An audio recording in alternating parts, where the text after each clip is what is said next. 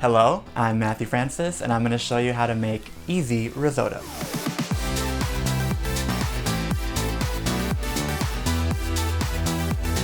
So risotto is known as one of those really fancy dishes that you get in restaurants all the time, but really it's actually incredibly simple to make. It's versatile and delicious. You can add in any ingredients that you love, so here's how you do it. So when it comes to the rice itself, of course, that's the most important thing for risotto.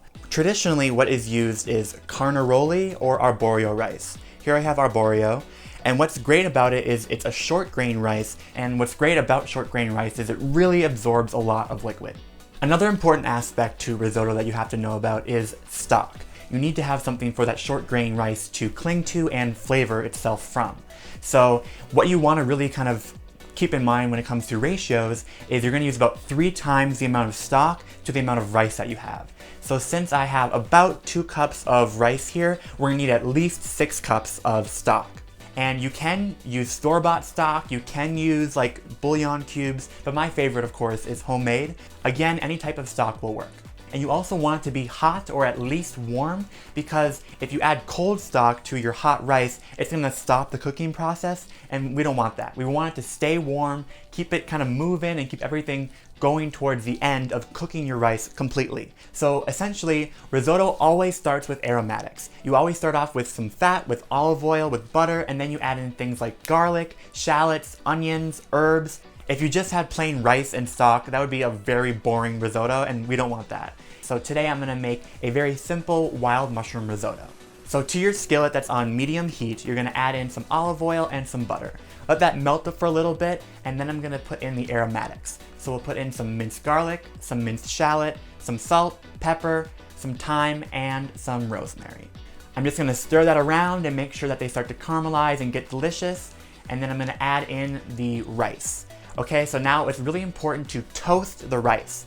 What we're doing here is basically activating the rice, getting a little bit of color on it, and making sure that it just kind of gets that cooking process going so that when the stock comes in, everything kind of melds together well. You want to toast it for about 3 to 4 minutes, and you can kind of tell when it's good when there's a little bit of translucent color around the rice. The outside is starting to cook, and we want that to happen. Once the rice is in the pan, you can add in some white wine.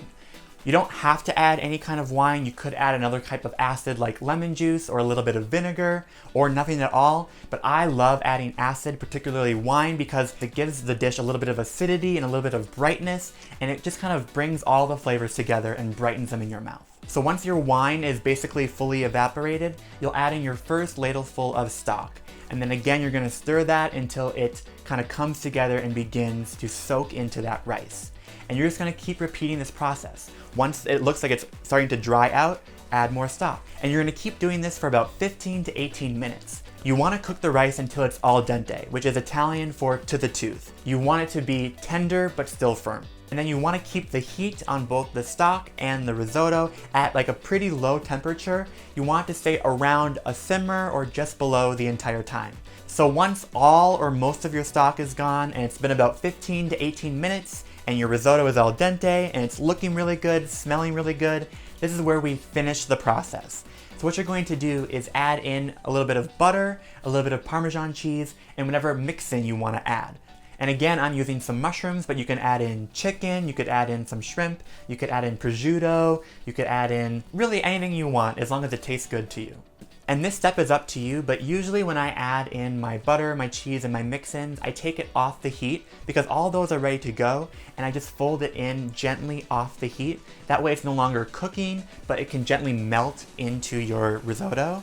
And then when you put it into a bowl to serve it, there's a certain term that you want for risotto. It's called alonda. It should be creamy and smooth and kind of have a little bit of give to it so it kind of flows. You don't want it to be soupy. You don't want it to be dry and hard. Your rice should have a nice give, a nice flow, and it should be like a perfect kind of creamy texture to enjoy.